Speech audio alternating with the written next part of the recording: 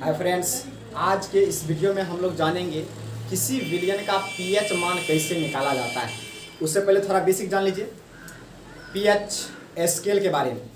PH scale जो है एक प्रकार का पैमाना होता है जिसकी मदद से किसी विलयन के अम्लीय, क्षारीय या उदासीन होने का गुण पता चलता है, उसके प्रॉपर्टीज का पता चलता है। अब देखिए पीएच स्केल का आवश्यकता क्यों पड़ा, अब ये भी दिमाग में सवाल उठता होगा।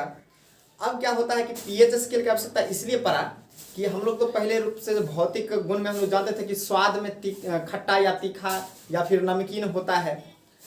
अम्ल जो है स्वाद में खट्टा, क्षारक स्वाद में तीखा या कड़वा, लेकिन लवण जो होता था नमकीन। अब ये तो सब विलयन का तो ऐसा नहीं हो सकता था, सबका तो आसानी से ज्ञात नहीं कर सकते थे, सबको चख नहीं सकते थे या फिर सबको रंग देख करके नहीं ज्ञात कर सकते थे। इसके लिए क्या किया गया, सोरेनसन महोदय ने 1909 ईस्वी में क्या किया, एक स्केल को विकसित किया जिसको नाम रख दिया पीएच स्केल।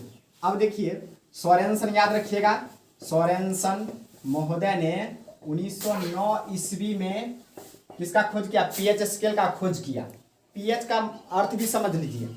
अब पीएच का जो होता है अर्थ, ये देखिए पोटेंज ऑफ H प्लस आयन, याद रखिएगा H प्लस या H हाइड्रोजन लिख देते हैं, हाइड्रोजन। देखिए ये जो है पोटेंज ऑफ हाइड्रोजन, यहां से इसको समझिए, इसका मतलब था शक्ति। ये जर्मन वर्ड है, पोटेंज जो है जर्मन वर्ड है और इसका मतलब होता है शक्ति। हाइड्रोजन की शक्ति ज्ञात करने के लिए, उसके जो है पावर को दर्शाने के लिए क्या किया गया, पीएच, उसको शॉर्टकट में पोटेंज ऑफ हाइड्रोजन। पोटेंज पूछेगा कौन सा वर्ड है, ये जर्मन वर्ड है, जर्मनी वर्ड है पोटेंज। पोटेंज का मीनिंग अगर देखिएगा तो शक्ति होता है। तो इसमें क्या गया, सोरेनसन महोदय ने पीएच स्केल निकाला। पीएच स्केल पर क्या किया, वो वैल्यू प्रदर्शित किया, 0 से 14 तक ज्ञात किया। ये कैसे होता है, ये यही बात मेन चीज हम लोग इस वीडियो में जानेंगे। अब देखिए 0 से 14 होता है, तो 0 से 14 तक में नंबरिकल मान में देखिएगा आप, ठीक बीच में 7 आता है। तो 7 पर जो माना गया, 7 पर उदासीन माना गया, यानी कि 7 पर न तो अम्लीय होगा न क्षारीय होगा, बल्कि ये उदासीन हो जाएगा। अब क्या किया गया, अब ये भी दर्शाया गया कि जैसे जैसे हम लोग 7 से कम जाएंगे, पीएच मान 7 से जैसे जैसे कम होते जाएगा, उस विलयन का अम्लीयता गुण बढ़ते चला जाएगा। जैसे जैसे 7 से अधिक जाते हैं, उस विलयन का क्या होता है, क्षारीय गुण बढ़ते चले जाता है। यानी कहने का आशय हो गया कि जिस विलयन का पीएच वैल्यू 0.7 होगा वो क्या हो जाएगा, ये उदासीन हो जाएगा, उदासीन। इसके बाद पीएच लेस देन 7 हो जाएगा तो अम्लीय हो जाएगा। अगर पीएच ग्रेटर देन 7 हो गया, ये हो गया क्षारीय। अब ध्यान रखिएगा, ये शॉर्टकट में हम लिख दिए हैं। अब हम लोग ज्ञात करेंगे पीएच मान कैसे निकलता है। तो पीएच मान के लिए अभी देखिए कैसे निकालेंगे पीएच वैल्यू, ये शॉर्टकट में आपको याद रखना है। सिर्फ जब स्केल के बारे में पिछले पीएच का महत्व बताया जाएगा तो ये सबका भी विस्तार पूर्वक बताया जाएगा, कब पीएच 7 से अधिक होना चाहिए, कब पीएच 7 से कम होना चाहिए, कब पीएच 7 के बराबर होना चाहिए। पीएच जो है लाभदायक है या हानिकारक है, हमारे दैनिक जीवन में होने वाले प्रभाव को भी बताएंगे। अब हम लोग जानेंगे कि कैसे जो है हम लोग पीएच का वैल्यू ज्ञात करेंगे। हेडिंग जो मेन हेडिंग है आज का topic, how to find the pH value of a solution. किस तरह से हम लोग किसी विलयन का पीएच वैल्यू ज्ञात करते हैं। अब हम लोग पीएच वैल्यू निकालते हैं, किस तरह से ज्ञात करेंगे। पहले तो डिफिनेशन जानिए, पीएच आखिर है क्या। पीएच है क्या, किसी तनु विलयन में उपस्थित H प्लस आयन की सांद्रता ज्ञात करने के लिए उसका जो ऋणात्मक लॉग निकालते हैं, यानी कि ऋणात्मक मतलब माइनस, याद रखिएगा, ऋणात्मक लॉग का जो मान होता है वही पीएच होता है। यानी इसको शॉर्टकट में से ही बोल सकते हैं, किसी तनु विलयन के H प्लस आयन के ऋणात्मक लॉग को पीएच कहते हैं। किसी तनु विलयन के H प्लस सांद्रता के ऋणात्मक लॉग को पीएच कहते हैं। अब देखिए परिभाषा के अनुसार देखा जाए तो परिभाषा के अनुसार देखिए पीएच इक्वल हो जाएगा minus log H plus ion है। देखिए H प्लस आयन के ऋणात्मक लॉग को, अब लॉग वाला बात, अब लॉग का गुण बताना पड़ेगा लॉग का। अब देखिए प्रॉपर्टीज बताते हैं, इसको एक और तरीका से लिख सकते हैं। पहले इसका हम लोग देख लेते हैं बेसिक के तौर पर फॉर्मूला। देखिए लॉग अगर a⁻b रहेगा, ये जो है आपको बगल में आ जाता है, b log a हो जाता है। ध्यान रहे ये इसके सर पर रहेगा, यानी कि पावर में रहेगा, तो इसको बगल में ले आइएगा। अब क्या करेंगे, फिर देखिए log अगर मान लीजिए कि इसमें a गुने b रहेगा, इसको क्या कीजिएगा log a plus log b, गुना में रहता है तो प्लस में हो जाता है। अब log a बट्टे b है, इसको क्या कीजिएगा log a minus log b हो जाएगा।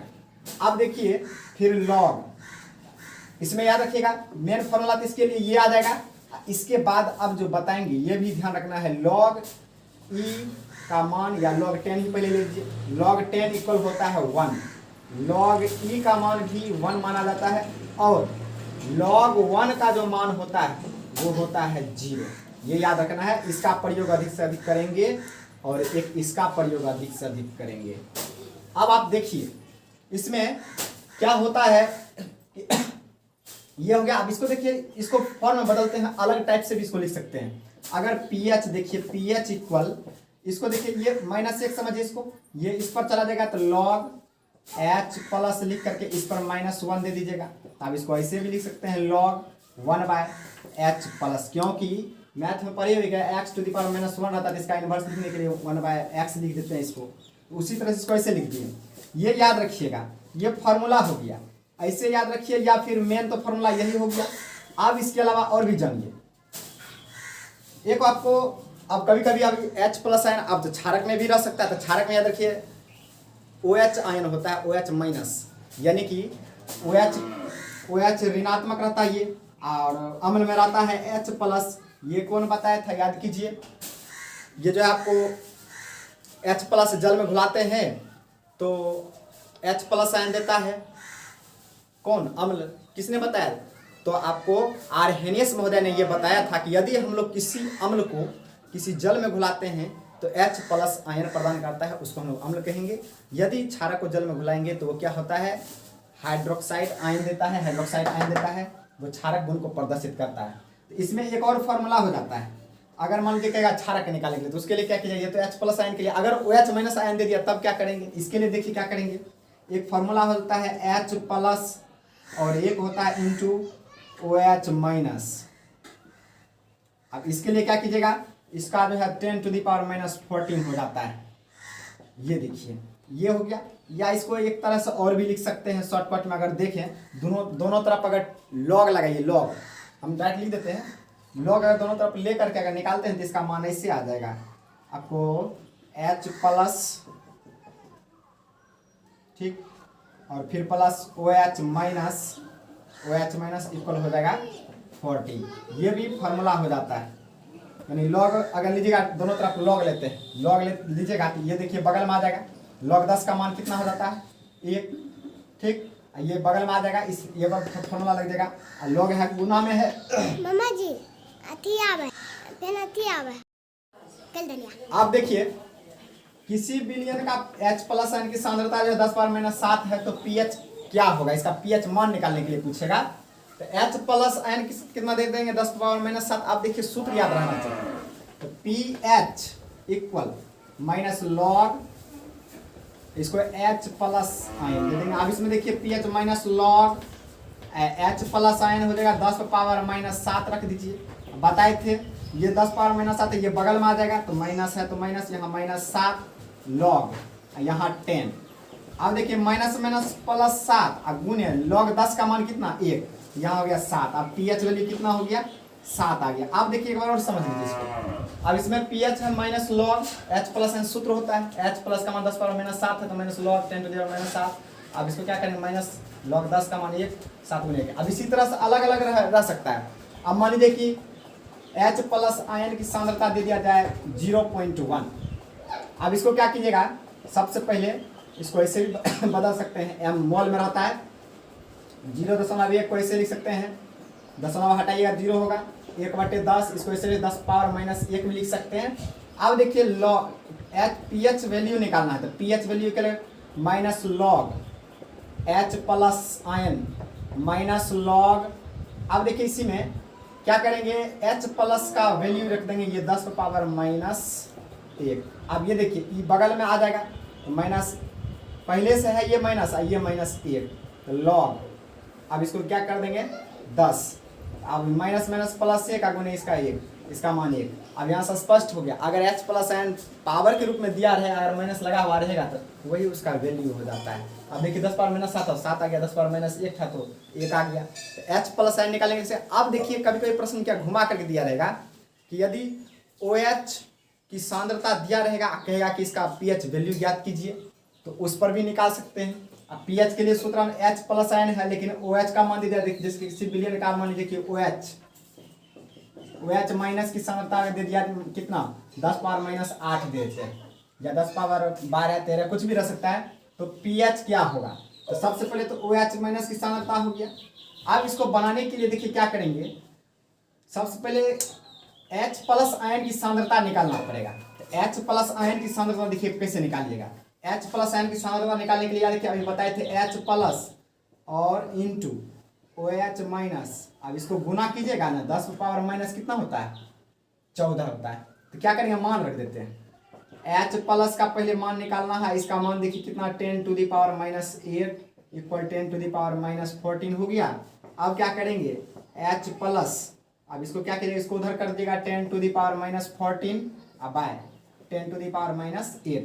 अब याद कीजिए 8वां में पढ़े होइएगा कि इसको अगर ऊपर ले जाएंगे, यानी कि अंश वाला को हर में, हर वाला का अंश में ले जाएंगे, घात का नियम पढ़े होइएगा, माइनस में ये ऊपर चला जाएगा प्लस में। वैसे भी देख लीजिए बेस समान है, अब भाग में क्या होगा पावर घटेगा तो माइनस माइनस प्लस हो जाएगा 10 टू द पावर -14, इसको इससे कर दिए प्लस हो जाएगा 8। H प्लस इक्वल हो जाएगा 10 टू द पावर -6। अब देखिए H प्लस आयन का मान निकल गया।